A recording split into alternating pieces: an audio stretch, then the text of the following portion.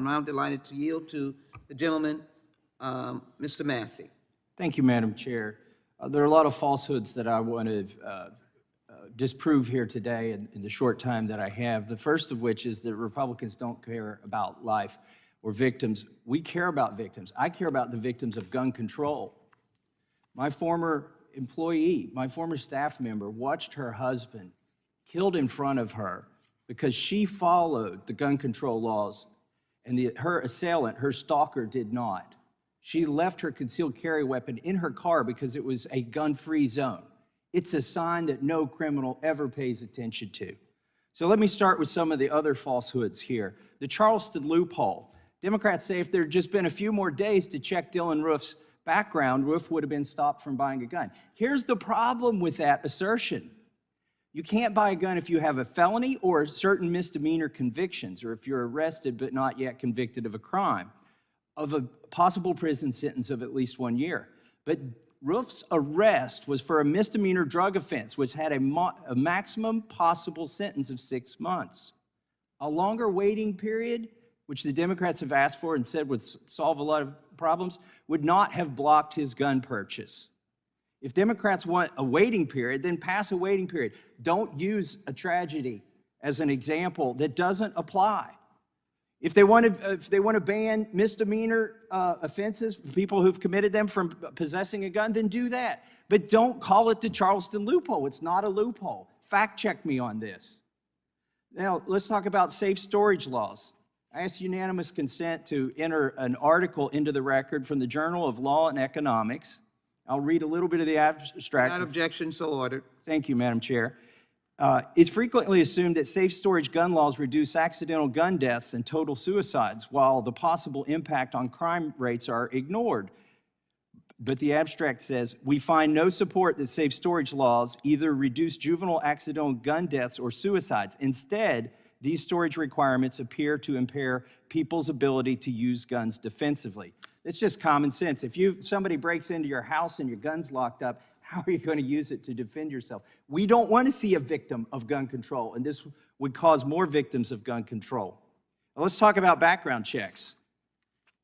Well, first of all, I've heard it said that 90% of Americans support background checks. Well, the last two states that put us as a referendum, Maine and Nevada, on their ballot, there weren't 90%. It went down by 4% in Maine. It lost. The initiative lost to have universal background checks. In Nevada, Bloomberg spent $35 per vote, and it barely won by 0.8% in that ballot initiative. So clearly 80% or 90% don't support background checks. Let me tell you why they don't support background checks.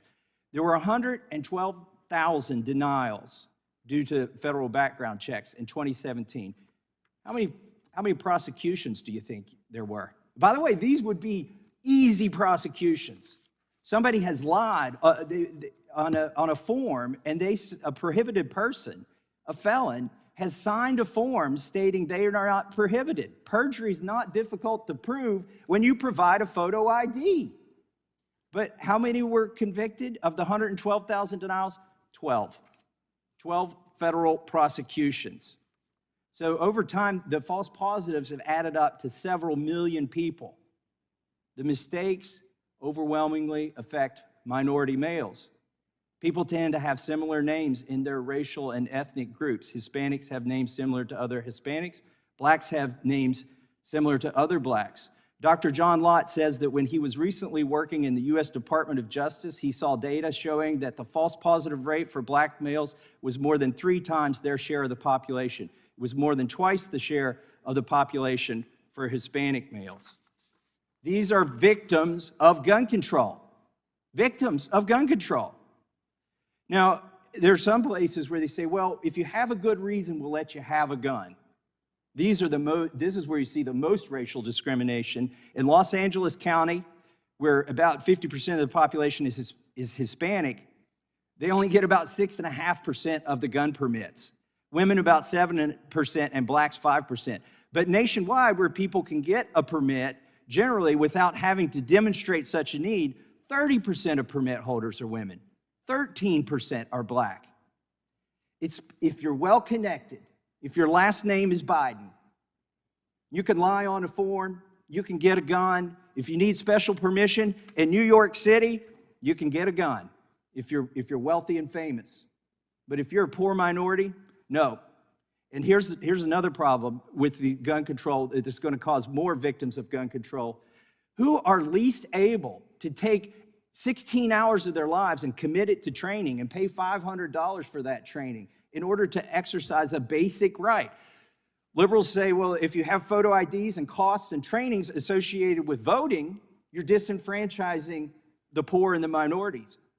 Well, what does this do when you require all of those things to exercise a basic, fundamental human right? It's not just a constitutional right, it's a God-given right.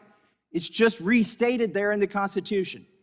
So I would say, and there's even more things that I could disprove here today with facts, but Republicans care about lives. We care about life, liberty, and the pursuit of happiness. You cannot have liberty. You cannot have the pursuit of happiness without defense of life, and that's what we stand for, and I yield back.